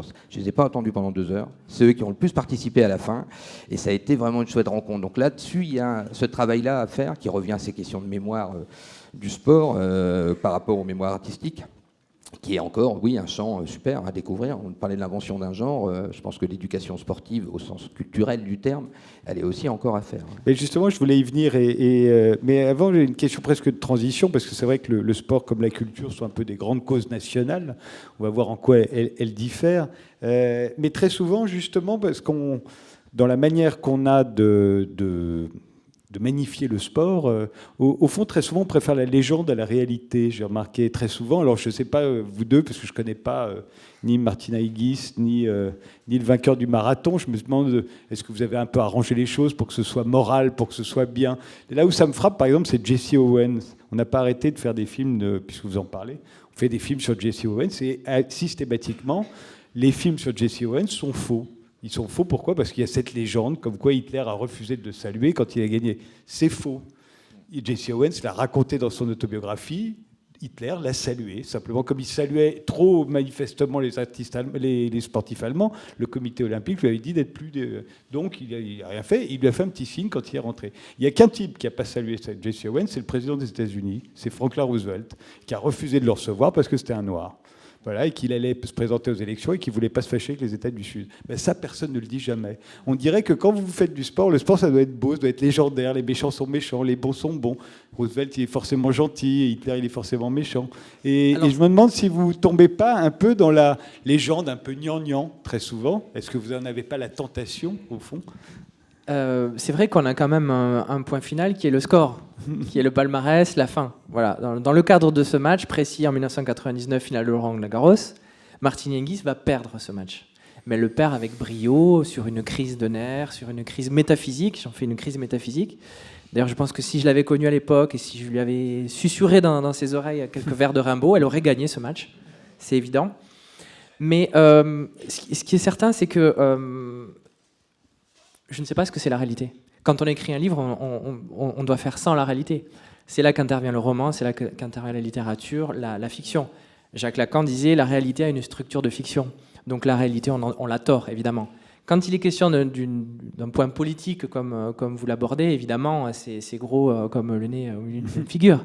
Mais la littérature sportive peut aussi s'accrocher et devenir un élément culturel parce qu'elle est évidemment, le sport est en rapport consanguin avec l'histoire. Oui, mais le sport est une d'histoire. simplification du monde. Le meilleur gagne.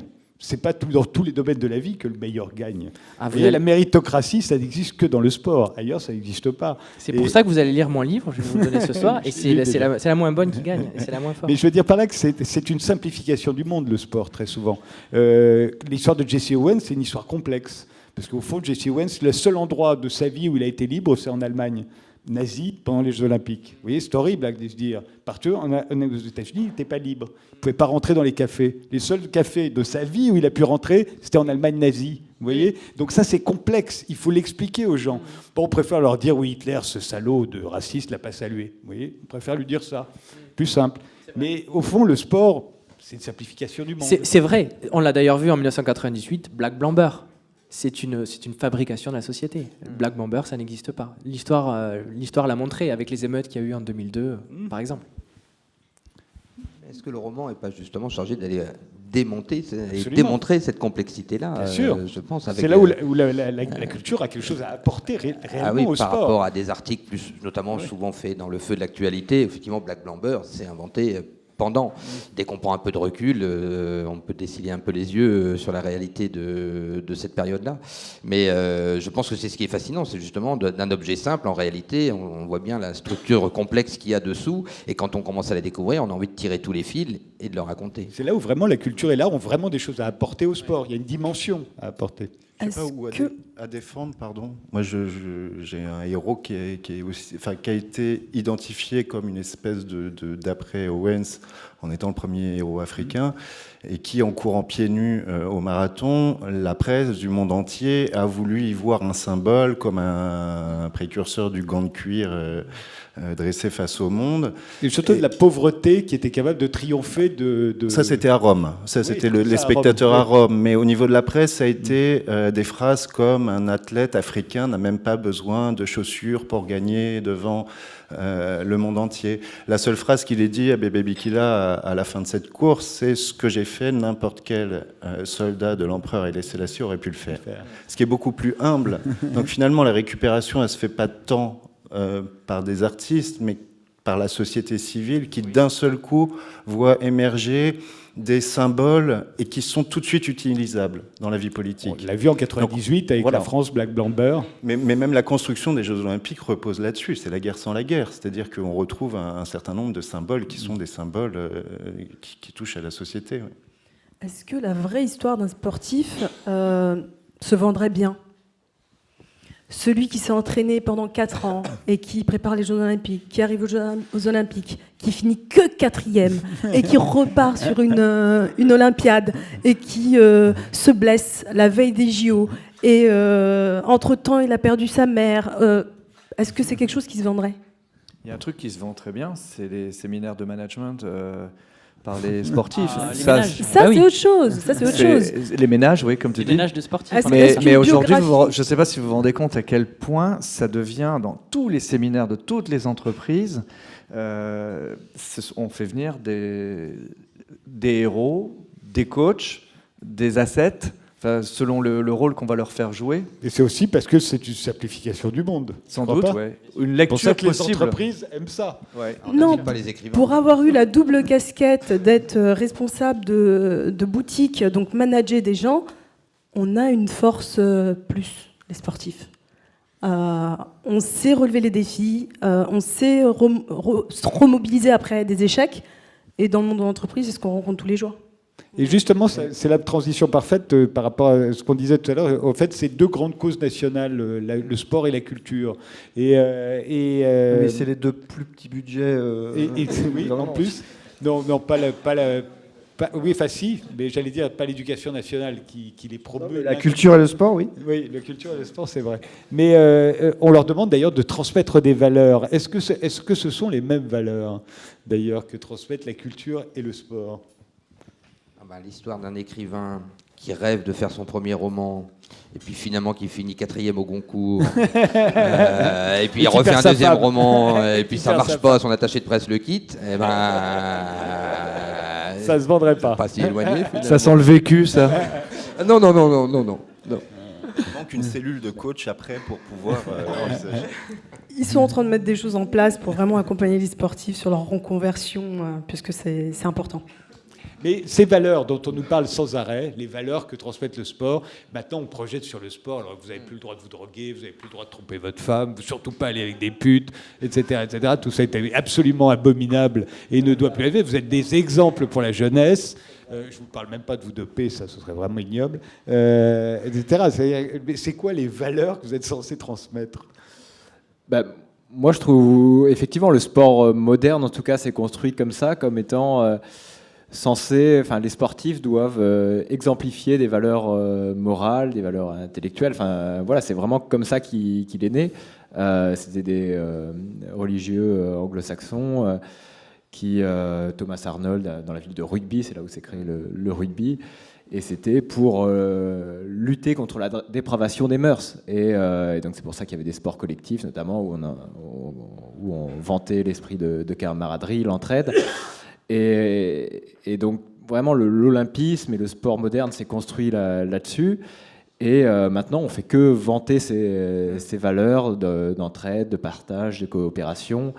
Mais moi, en tout cas, je suis pas sûr que ce soit vraiment ça le but du sport. Enfin, j'ai pas envie, moi, d'être juste un vecteur de valeurs. Enfin, je fais mon truc, je suis pas porté par des valeurs de partage. Ces valeurs, je peux les avoir ailleurs, mais sur le terrain du sport, je suis là pour gagner. Voilà. Et je pense que tous les sportifs, vraiment, ont ça chevillé au corps, cette envie de gagner. Et, au vélo, et à mon avis, la culture non plus, pour faire le parallèle, doit pas non plus avoir pour but de transmettre des valeurs. Enfin, non, elle n'est pas édifiante, la culture. Enfin, on a doit être connu ça. désintéressée. La culture édifiante, en général, voilà, de même qu'il y a disparaît vite. L'art pour l'art, il devrait y avoir le sport pour le sport. Ouais. C'est ce que font des tas de gens le week-end, mais à leur niveau. Il y a cette dimension-là aussi, le sport santé, dont on ne parle pas, mais qui est aussi extrêmement récent dans l'histoire de la société. C'est-à-dire que courir pour perdre des kilos. On vous dit faites du sport pour la santé. Pour la santé. C'est encore pour quelque chose. Voilà. Mais c'est plus de la compétition. C'est encore un autre aspect du sport. Mais justement, dans le sport, il y a le culte de la réussite, on l'a dit, la gagne, c'est le culte de la réussite. Il y a aujourd'hui le culte de la célébrité aussi. Et très souvent, on va avoir envie de devenir un grand sportif pour devenir célèbre. Il y a le culte de l'argent, il ne faut pas le dire aussi, c'est une façon de gagner de l'argent et parfois même beaucoup d'argent. Il y a le culte de la jeunesse, il y a le culte de la compétition. Ce n'est pas du tout les valeurs sur lesquelles on insiste quand on parle de valeurs du sport. Il y a le culte du jeu quand même. Le culte du jeu, à la base quand même, pourquoi on a commencé un sport quand on a commencé très jeune? Parce qu'on voyait un jeu et qu'on avait envie de faire la même chose. Moi j'ai commencé par la poterie parce que ma mère était animatrice dans un foyer laïque, j'étais là, tout le monde faisait la poterie et moi je regardais par la fenêtre les gamins qui jouaient au foot et j'ai encore cette image-là. Et dans ma tête je ne rêvais que d'une chose, c'était d'aller courir sur cette espèce de machin vert, cette pelouse et taper dans le ballon, etc. Donc il y a quand même plaisir du jeu que 99% des sportifs font du sport aussi quand même beaucoup pour ça, ou du dépassement physique, ou en tout cas c'est pousser un geste, une capacité physique à son maximum. Ouais, quand même, le culte du jeu, je pense, à mon avis, me semble le plus important, et on est dans une société de loisirs quand même, donc c'est aussi pour ça que ce sport prend beaucoup d'importance. C'était un grand philosophe, Bernard Hinault. Si tu veux gagner de l'argent, tu ne gagneras pas de course. Si tu veux gagner des courses, tu gagneras de l'argent. Ouais, c'est ce que m'a dit aussi mon éditeur. Ou quelque chose d'approchant. Arnaud ? Les valeurs de la société, évidemment, le fantasme de la société, c'est évidemment de calquer ses propres désirs et ses propres buts sur le sport et de capter, en fait, et d'en faire un vecteur de ses propres, d'un humanisme, finalement. Mais ce qui intéresse dans le sport et ce qui, moi, me motive, et peut-être vous aussi, c'est les exceptions. Quand McEnroe va hurler sur un court de tennis, c'est quelque chose. Ça veut dire quelque chose sur la société. Ça veut dire que c'est un Américain qui tout d'un coup c'est un jazzman qui va parler, qui va monter sur un ring. Le court de tennis devient un ring. Non, moi, Quand Zidane... Vous êtes un peu jeune, moi j'étais là. À Roland-Garros, quand il hurlait, on voyait juste un gros con d'Américain mal élevé. Si vous voulez. C'est bien dommage. Vous ne voyez pas un jazzman. Un jazzman, c'est beaucoup plus élégant. C'est bien dommage. C'est bien dommage. Vous avez un très très bon écrivain qui s'appelle Thomas Ravier qui a écrit un livre qui s'appelle Le scandale McEnroe chez Gallimard. Quand vous avez Zidane qui met un coup de boule, la société est bouleversée. Ouais. C'est une effraction. Donc c'est aussi, et l'art est une effraction. Ouais. Et ses partenaires pensent qu'il a commis un crime contre l'équipe. Ouais. C'est le discours de la société finalement. Mais est-ce que C'est le groupe effectivement qui... Dans les valeurs, est-ce qu'il n'y en a pas une qu'on met toujours sous le boisseau? C'est quand même le chauvinisme, le nationalisme, parce qu'il y a aussi ça derrière le sport et qui est omniprésent. Ça commence avec le village contre le village d'à côté, et puis ça se finit à faire un scandale sous prétexte que les Franco-Algériens ont klaxonné le soir de la victoire de l'Algérie, si vous voulez. Vous voyez comment ils ont osé faire ça? C'est pour ça, moi je suis en France, je représente le Portugal, je suis originaire du Cap-Vert, donc moi je me mélange. Donc, vous êtes bien suspecte. Là, est-ce que vous vous réjouissiez pour une victoire du Portugal contre la France qui a pas petite anecdote. On est champion d'Europe, le Portugal, alors les dates, en 2016. Ouais. Et ensuite, en 2018... La France gagne la Coupe du Monde. Ah bah ouais, je suis française. C'est ça. Mais il y a... Oui, on a l'impression, d'ailleurs, je crois que c'est dans votre livre, vous faites, il y a constamment des citations de Clausewitz. Au fond, on a l'impression tout le temps que le sport, c'est la guerre par d'autres moyens. Et c'est encore plus magnifié par les écrivains, par la bande dessinée. Ma maillot pour l'Algérie, c'est la guerre par d'autres moyens. Elle résume bien les choses, Maria. Ce qui est intéressant là-dedans, c'est la mauvaise foi. Ça, c'est intéressant. Et tous les amateurs de sport sont d'une mauvaise foi éhontée et l'assument totalement, et ça, c'est extraordinaire. Et en réalité, il n'y a pas... Le chauvinisme, il est à plein d'étages. Je suis brestois, je suis breton, je suis français, je suis machin. Enfin bon, je suis le quartier, je suis voilà. Donc finalement, c'est le sentiment d'appartenance que le sport magnifie, parce qu'on a toujours ce besoin un peu justement de s'identifier, d'entrer en empathie avec le sportif qu'on voit ou avec les gens avec qui on est en train de faire du sport. Il y a peut-être un côté qui revient au côté tribu, mais qui peut être aussi positif. La tribu, c'est aussi quelque chose de positif, qui sert à grandir, qui sert à vivre des émotions ensemble. Faut arrêter de se cacher aussi derrière 30 décérébrés qu'on montre en permanence parce que ça intéresse. Enfin, c'est toujours pareil. Il y a 70 000 personnes dans le stade, il y a 30 connards, on va montrer les 30 connards. Hein. Ça, c'est un peu tout le débat là, autour du football sur les cris homophobes, soi-disant, etc. Et tout ça. Bon, enfin, à un moment donné, c'est d'un ridicule absolu. On va arrêter un match, on va priver 20 000 personnes d'un match parce qu'il y a un type qui a dit « OIS, enculé ». Oui. Enfin, tout le monde sait très bien que dans la bouche de quelqu'un, c'est enfoiré. Ils ont même pas imaginé avant qu'on leur dise « dis donc, c'est homophobe ». Ah bon? Alors tout d'un coup, s'il y en a un qui l'est vraiment, il va dire ouais. Et d'ailleurs, c'est complètement con de croire que c'est homophobe, parce que je vois pas pourquoi ce serait réservé aux homos. Là-dessus, c'est un autre débat. Mais en tout cas, non, le chauvinisme, on devait avoir un invité ce soir potentiellement qui avait écrit Le football, une peste émotionnelle, hein, carrément. Oui, il y a des exemples où ça a pu servir, ça, mais c'est la politique qui se sert du sport. C'est pas le sport qui en soi est intrinsèquement chauvin, fasciste, ou fait naître toute la gamme des plus basses émotions. Non, ça, je suis absolument pas d'accord. D'ailleurs, c'est pas le sportif qui a créé le fait que ce soit le territoire qui détermine le niveau de la compétition. C'est quand tu as commencé à faire du vélo dans ta cour, bon d'accord, là c'est toi qui as fixé, ou tes parents qui ont fixé les limites, mais on commence par faire des championnats locaux, régionaux, etc. Et à chaque fois, on ne va pas faire la carte et le territoire, mais c'est quand même d'autres qui ont établi les règles du territoire. Et donc le chauvinisme, c'est la projection de la société, derrière ses héros ou pas. Mais c'est pas forcément, c'est rarement le sportif lui-même qui porte ces valeurs-là. Ou alors il est entraîné par la suite. C'est de la récupération, ce que montrait bien Coup de tête, le film de Jean-Jacques Hano avec Patrick Devers. L'art s'est fait prendre en otage de la même façon, l'art dégénéré ou au contraire l'art officiel, etc. Encore une fois, c'est quelque chose d'extérieur qui vient mettre la main mise, mais c'est pas inhérent à la nature sportive, je pense pas. Encore une fois, là, je pense donc t'es franco-portugaise entre 2016 et 2018, voilà. Je le suis toujours. Tu l'es toujours, hein. Oui, peut-être le Cap-Vert va gagner en 2024 ou quelque chose comme ça, et voilà, là ça sera parfait. Est-ce que vous avez chacun des héros mimétiques du sport comme ça, enfin dans le sport? Est-ce que vous avez, comme ça, s'il fallait citer rapidement le grand sportif qui vous anime, qui vous émeut, enfin, la référence, quoi, dont vous serez... Moi, Tessier, moi, je pense. Ouais. C'est le loser le magnifique. Ouais. Qui? Moi, Tessier, Bernard Moitessier. Écrivain aussi. L'homme qui recommence là où tout le monde s'arrête. Cette histoire, elle est extraordinaire quand même. Peut-être la raconter, je ne sais pas si tout le monde le connaît. C'est le Globe, j'allais dire le Vendée Globe, une course autour du monde. Voilà, la course autour du monde, où Moitessier arrive premier au moment sur la ligne d'arrivée, et au moment où tout le monde l'attend, est prêt à le célébrer. En fait, il ne s'arrête pas, il recommence et il refait un tour du monde. Parce qu'il n'a pas envie de s'arrêter, parce que la mer est belle, parce qu'il le dit lui-même, il a écrit un livre magnifique là-dessus. Et je trouve que là, pour le coup, on est au-delà de la compétition. Et peut-être c'est ce qui rend C'est pour ça qu'effectivement, il devient une figure iconique. C'est parce qu'il y a un livre et un récit exceptionnel derrière. Ouais. On sort du sport, parce que là, en fait...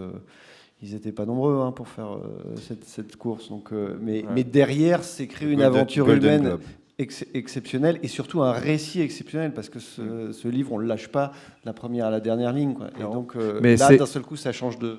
C'est aussi, même s'il n'a pas écrit un livre, Éric Tabarly, qui gagne la première Transat sans le savoir, qui appelle pour savoir où il en est. Et à New York, on ne l'attend pas, parce qu'il ne fait pas partie des gens prédestinés ou présélectionnés, et c'est lui qui passe la ligne. Mais c'est vrai que c'est une belle figure. Et toi, c'est quoi le sportif Moi, j'aime les sportifs. Ouais. Moi, j'aime les sportifs, vous l'avez peut-être compris dans mon discours ce soir, qui sortent de l'ordinaire ou qui subliment leur sport. C'est un mot très à la mode, mais qui percent la réalité de leur sport.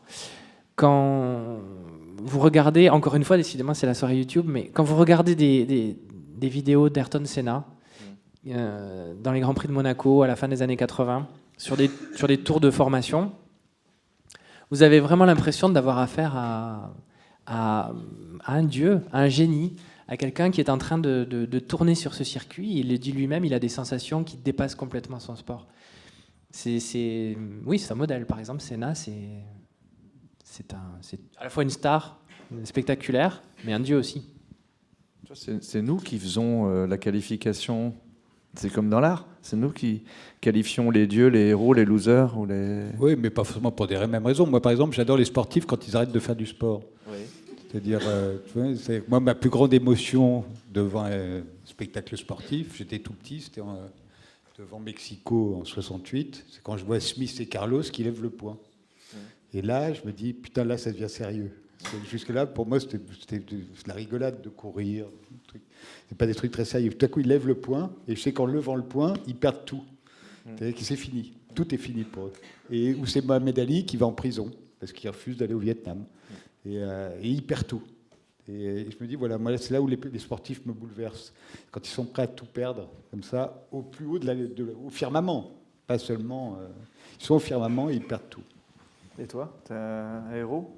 J'ai pas de héros sportif, j'ai pas d'icône, mais pour en côtoyer... Ne parle pas de Didier Deschamps, tu ne dis pas que Didier Deschamps c'est un héros. Non, mais lui c'est un anti-héros, c'est complètement différent. Cherchez son dernier tweet. À force d'en côtoyer depuis maintenant 30 ans, moi j'ai un respect infini pour tous les gens qui font du sport à très haut niveau. J'ai été pendant 20 ans à l'INSEP professeur où j'avais des jeunes athlètes et des jeunes sportifs qui faisaient ce qu'on appelle le double projet. C'est-à-dire qu'ils avaient des études, alors moi je les formais au journalisme à l'époque, et leur sport où ils étaient en devenir. Ils avaient entre 18 et 22, 24 ans et on ne savait pas ce qu'ils allaient faire. Et c'était très très compliqué pour eux. parce que il s'entraînait plusieurs heures par jour. Juste un exemple, quelqu'un que vous connaissez peut-être, Malia Metella, donc médaille d'argent à Athènes en natation. Malia, elle n'a pas eu de chance parce qu'au moment où elle prépare Athènes, la piscine de l'INSEP avait brûlé. Ça paraît idiot, mais c'est vrai. Et Malia, elle allait s'entraîner dans le bois de Boulogne, une autre piscine chez Lagardère. Et donc, elle traversait tout Paris. Elle se levait à 5h du matin, elle allait nager de 6h à 8h. C'est comme Kiki Caron, quoi. Elle revenait faire les cours à l'INSEP. Elle repartait ensuite à 16h pour nager jusqu'à 20h. Elle rentrait à l'INSEP, où là, elle faisait ses devoirs pour préparer les cours le lendemain.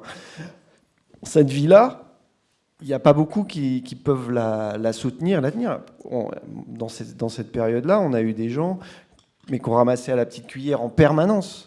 Pendant des années, ils arrêtaient leur sport. Lucie d'Écosse, qui est donc championne olympique de judo, mais elle a arrêté sa carrière 10 fois. Elle est partie en vrille des tas de fois avant d'être championne du monde et championne olympique. Et donc cette vie-là, ce qui s'inflige, alors pour le coup, en plus, ces sportifs-là, ils ne vont pas devenir multimillionnaires, et ben ça, c'est quelque chose qui force le respect, et parce que ça peut s'arrêter à tout moment. Il y a tellement de raisons d'arrêter, tellement. Quand on fait du pentathlon moderne, par exemple, ou des choses comme ça. Non, mais c'est sérieux, c'est vrai que qu'est-ce qui les pousse à faire ça ? Et ben voilà. Et après, ce qui est fabuleux quand on a le recul, c'est que les gens qui ont mené à bien ce double crochet ou qui ont été jusqu'au bout dans leur sport, au maximum de leur performance, et ben en général, ils ont une vie qui est quand même pas mal. Ils font des choses super parce qu'ils ont une force de vie, ils mobilisent des ressources que le commun des mortels n'arrive pas à mobiliser. Pour te rejoindre, moi je vais dire la même chose, mais les mêmes athlètes, mais qui n'ont pas eu de médaille. Parce que c'est encore pire pour eux, ça. Ouais, quand on lâche des noms, forcément, on a envie que les gens comprennent. Mais effectivement, il y en a qui ont fini 4e, 7e, ou même qui n'ont pas fait les finales. Mais s'ils ont été jusqu'au bout et qu'ils ont mené, ils ont quand même quelque chose en plus. Ouais. Ils ont quand même quelque chose en plus que les étudiants classiques en fac. Alors moi, mon sportif, c'est Jean Galfionne. Voilà, c'est lui qui m'a donné cette envie de faire de la perche, outre mes grandes sœurs qui en faisaient déjà. Mais on a eu la chance de connaître l'homme qui se cachait derrière le sportif.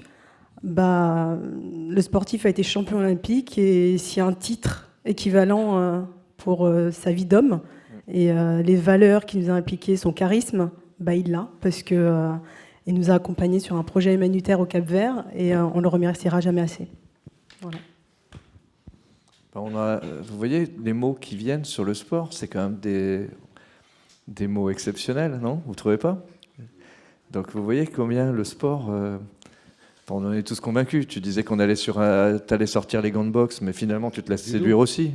Non. Non, moi ça m'amuse, c'est que par exemple quand vous regardez les bandes annonces pour le sport sur Canal+, par exemple, ils vous balancent ça comme si c'était un film de guerre, tu vois, ou une tragédie grecque. C'est les Grecs vont-ils l'emporter sur les Troyens ce soir à 20h30 ? La réponse, Vous voyez, et donc c'est pas tellement. Venez partager nos valeurs. Parfois, c'est un opéra quand même. Tu vois, souvent, tu les mets aussi des fois un peu en musique, où tu vois au ralenti le beau geste et tout ça. Mais c'est vrai que malheureusement, c'est souvent ça. Mais parfois, ça confine aussi, ça va vers l'artistique quand même. Mais c'est que ce soit une élévation du corps et une esthétique, je suis tout à fait d'accord. Et il suffit d'ailleurs de revenir aux fondamentaux. Leni Riefenstahl, film nazi qui exalte les corps et c'est très très beau. Oui, mais c'est pas que, tu vois, quand tu dis ça, tu casses un peu le truc parce que c'est une élévation de l'esprit. C'est une question que je me suis toujours posée. C'est pas fait pour être une élévation de l'esprit. C'est fait pour être une élévation du corps. Enfin voilà, il y a quand même une dimension physique essentielle. Je pense qu'il y a une élévation de l'esprit possible. J'ai fait quand même beaucoup de sport avant de le dénigrer. C'est un casseur. non, avant de le dénigrer, j'ai fait du sport. Et je me disais, il doit y avoir une élévation de l'esprit quelque part. Je n'y suis pas parvenu, moi, j'ai arrêté le sport. Mais je suis sûr que d'autres, ils peuvent y parvenir. Et je pense que quand on fait du sport à haut niveau, ça doit pouvoir être le cas. Oui, mais le postulat qu'il y a derrière ça, c'est que, encore une fois, l'esprit est supérieur au corps. On devrait faire du sport pour l'élévation de l'esprit. Pour s'élever. Est-ce que l'autre est poussé aussi ? Pour moi, il n'y a pas de manette, il n'y a qu'une seule chose. Et cette chose, c'est le corps. Bon. Et lui, il te répond, il te dit qu'il n'y a pas l'esprit du tout, n'est pas motivé, zéro, rien. Mais par contre, que le corps est intelligent. Le corps est très intelligent. Ah oui, bien sûr. Quelque chose à ajouter, Chris? Non, moi j'aime bien la sport, météo. Ouais, le sport, mais surtout on parlait de la longueur d'une carrière, machin et tout ça. Moi j'ai toujours aimé le côté de l'instant magique. Tu l'as un peu parlé quand tu parles des 4,50 m que tu passes, l'instant parfait et tout ça. Le but de Pavard contre l'Argentine, cette espèce de truc qui vient de nulle part. Voilà, en plus on a l'impression que ça dure 10 secondes, quoi. On le voit tous venir en disant... Voilà, on le suit, il peut le refaire 150 fois, d'ailleurs il a essayé depuis 150 fois, il le refera jamais. Et voilà, je trouve qu'à la fois dans le sport combine cette espèce de marathon, voilà, de carrière, enfin d'abnégation pendant des mois, des années pour que ça se joue à un dixième, un centième, à un centimètre, et en même temps le moment où on chope ce centimètre, là quand même on confine à quelque chose... une espèce de grâce un peu divine, je ne sais pas comment le dire, mais qui est quand même une mythologie, oui, à part entière, et qui continuera à nous fasciner, je pense, pendant longtemps encore. Voilà. Il y a un thème, un sujet dans le sport et qui est étudié beaucoup par la science, qui s'appelle la zone, l'entrée dans la zone. C'est une bulle de perfection qui est parfois atteinte par les sportifs, qui dure le flow, exactement, qui dure entre 10 et 15 minutes, et vous effectuez des gestes parfaitement dans une sorte d'hypnose. J'ai lu ça dans votre livre, mais j'ai pensé que vous l'aviez inventé, ça. Non, vraiment. Ça, je me suis dit, c'est typiquement l'intellectuel qui invente des trucs sur les sportifs. J'aimerais beaucoup l'avoir inventé, mais non, je ne l'ai pas inventé. Mais il- ça existe vraiment, ouais. C'est Sampras qui en a parlé. Exactement, beaucoup, le flow, la bulle. Puis si vous voulez finir sur une belle image, regardez derrière vous. Vous avez Warhol et Basquiat qui se battent sur une affiche. C'est une belle image. On le mettra en hauteur tout à l'heure. Voilà. Oui, mais enfin là, on dirait que Warhol gagne. Alors que franchement, c'est plutôt le contraire, non? Et dernière question, vous êtes content que Paris ait les Jeux Olympiques en 2024? Ah bah oui. Il va y avoir des livres, il va falloir les écrire. Oui, c'est ça. On se parle juste après. Il va y avoir après. des produits dérivés, mais à part ça, je veux dire... Non, content, vraiment? Si on prend le sport sous son aspect économique, évidemment. Pour nous, Français, et pour nous qui en vivons d'une façon ou d'une autre, là, d'un seul coup, on va venir un peu au centre, sous les projecteurs. C'est super. Voilà. Après, pour les sportifs, ça sera bien aussi, enfin pour ceux qui font des sports olympiques, parce que d'un seul coup, il va falloir quand même qu'on fasse plus de médailles qu'au championnat du monde. Donc forcément, ça sera, oui, ça va être un booster, comme la Coupe du Monde en France a été un booster important. Et peut-être que ça suscitera des vocations littéraires ou cinématographiques. Ou cinématographiques. Maintenant, c'est un truc que les Français ont inventé depuis 92 Albertville, où on avait confié la cérémonie d'inauguration à Philippe de Coufflet. Depuis, c'est systématique, on le confie à un artiste. C'est vraiment un truc que les Français et de Coufflet a inventé. Le metteur en scène de la cérémonie d'inauguration. Il y en a eu des biens depuis. Je crois que...